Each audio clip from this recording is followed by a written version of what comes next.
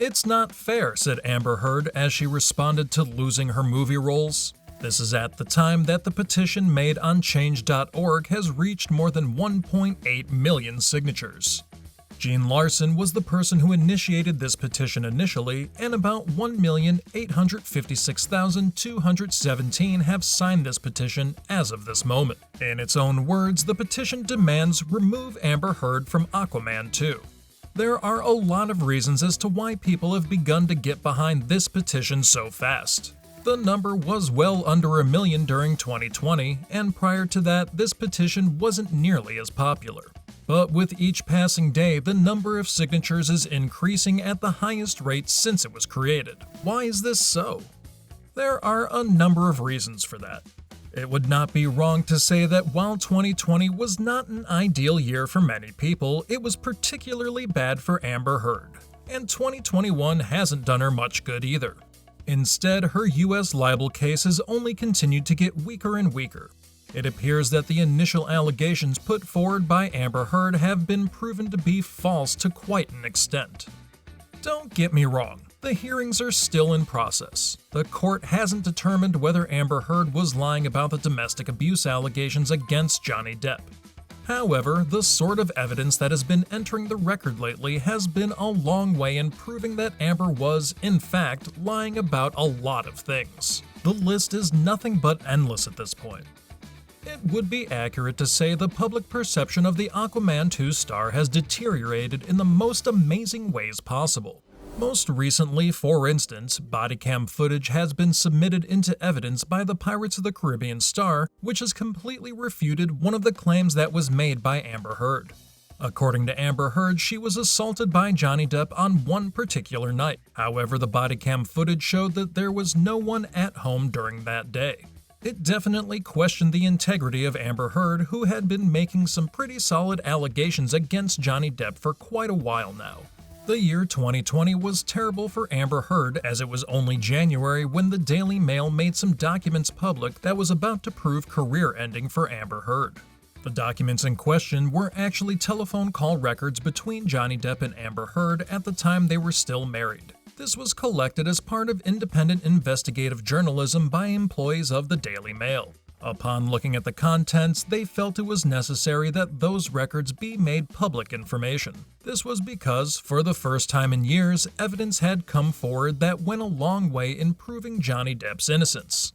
The courts could not make that decision solely based on these tapes, but what it did was that it really brought down any credibility Amber Heard may have possessed prior to this. According to the recorded phone calls, Amber Heard and Johnny Depp were in a heated conversation. The calls seemed to have been made at a time when Amber and Johnny had made up with each other after a potential conflict. However, they, and in particular Amber, were still discussing their recent conflict. During their discussions, Amber Heard also happened to talk about how she had been violent towards Johnny Depp. She did feel remorseful about what she had said, but continued to push Johnny to believe that she did not mean to punch him.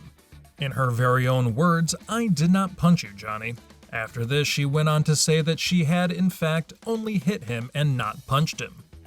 According to the context, they seemed to be talking about a disagreement that had turned physical. However, it was not Johnny Depp who seemed to be the aggressor, but Amber Heard herself. Unfortunately, Warner Brothers did not deem it important enough to warrant firing Amber Heard from their upcoming movies. The reasons are still unclear, but it seems obvious that Warner Brothers are under a lot of pressure. The only reason they have taken no action against Amber Heard is that they had already picked a side 2 years ago. That is when they had chosen to fire Johnny Depp when he lost one single case in the UK. This happened when The Sun magazine in the UK wrote an article against Johnny Depp using a derogatory term. Johnny sued the newspaper but ended up losing the case. In fact, the UK court established that Amber Heard had been hit by Johnny more than a dozen times. The exact evidence to this wasn't exactly available, but it suffices to say that it definitely produced a very big reaction amongst the public. This was also the first time that social media platforms were entirely dominated by the conflict between Amber Heard and Johnny Depp. Although a select few did not choose to believe that Johnny would ever assault someone, a decent majority of the people were with Amber Heard. But as time went on, the claims made by Amber continued to grow weaker and weaker. It did not help Amber that Winona Ryder, Johnny's ex-fiancée, decided to come forward to speak in favor of Johnny Depp. Winona, who was in a relationship with Johnny for over 4 years, clearly spoke out that Johnny had never been violent against her. Although that cannot really prove if Johnny ever wronged Amber Heard, it does go a long way in showing the person's character.